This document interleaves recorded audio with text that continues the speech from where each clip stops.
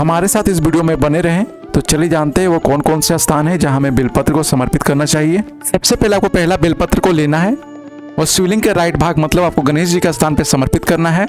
शिवलिंग के राइट भाग में गणेश जी का स्थान माना जाता है। तो इस बेलपत्र को लीजिए और इस स्थान पे आपको समर्पित कर देना है। उसके बाद आपको दूसरा बेलपत्र को लेना है और शिवलिंग के आपको लेफ्ट साइड में आपको समर्पित कर देना है। मतलब कार्तिकेय जी का स्थान को लेफ्ट भाग माना जाता है।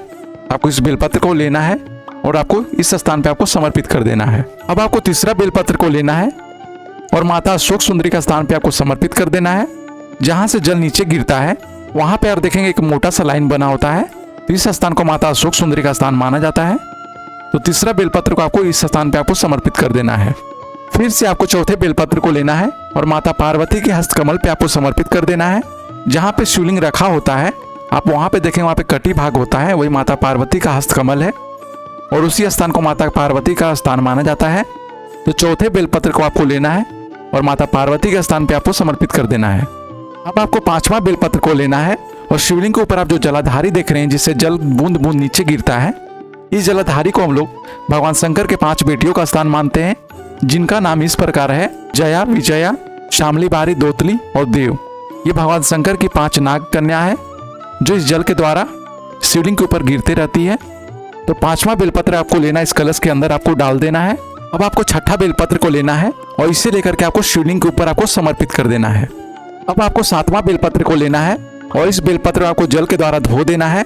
जब बेलपत्र को आप धो देंगे तो धोने के बाद आपको थोड़ी सी शहद को लेना है और थोड़ा सा शहद लेकर के आपको बीच वाले पत्ती पे आपको लगा देना है। आप तीनों पत्ती पे भी लगा सकते हैं या एक पत्ती पे लगाइए। लगाने के बाद आपको शिवलिंग के ऊपर आपको इस स्थान पे आपको चिपका देना है। अब आपको 8वां बेलपत्र को लेना है और भगवान नंदी का जो राइट पैर उठा हुआ होता है आप देख सकते हैं, उसी पैर पे आपको समर्पित कर देना है। बेलपत्र को लेना है और इस बेलपत्र को लेने के बाद जहां से शिवलिंग का जल नीचे जमीन पे गिरता है उसी जमीन पे आपको नीचे रख देना है।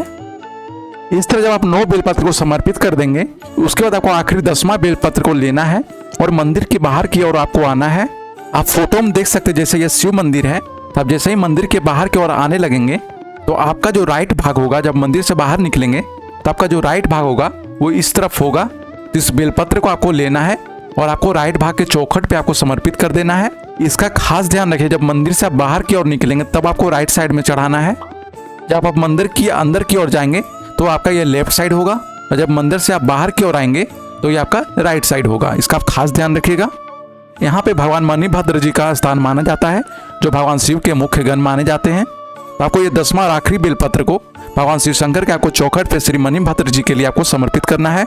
तो इस प्रकार आपको 10 बेलपत्र को 10 स्थानों पे आपको शिव मंदिर में समर्पित करना है। यदि आप इस तरह समर्पित करना शुरू कर देते हैं तो भगवान शिव शंकर आपको जल्द से जल्द सभी मनोकामनाओं को पूर्ण कर देंगे। और एक खास जानकारी आपको देना चाहता हूं, जैसे गुरुजी ने एक कथा में बताया था कि 9 बेलपत्र को 9 स्थान पे समर्पित करना है। उस 9 स्थान में गुरुजी ने अशोक सुंदरी माता का स्थान को नहीं जोड़ा था, शायद गलती से उन्होंने छोड़ दिया था, इसलिए माता अशोक सुंदरी का स्थान उन्होंने नहीं गिना है। क्योंकि आप हर कथा में सुनते आए होंगे आज तक कि हमेशा उन्होंने अशोक सुंदरी माता पे बेलपत्र को समर्पित करने के लिए बताया है और उन्होंने माता अशोक सुंदरी से जुड़ी कई उपाय को भी बताया है। इसलिए आपको ध्यान रखना कि उन्होंने शायद 10 बेलपत्र के बारे में ही बताया होगा, वो गलती से 9 बेलपत्र के बारे में बताएं। माता अशोक सुंदरी का स्थान को वो भूल चुके होंगे। उम्मीद करते हैं आपको ये वीडियो समझ में आ गया तो हमारे वीडियो को जरूर लाइक कीजिएगा, शेयर कीजिएगा, हमारे चैनल को सब्सक्राइब करना ना भूलिएगा।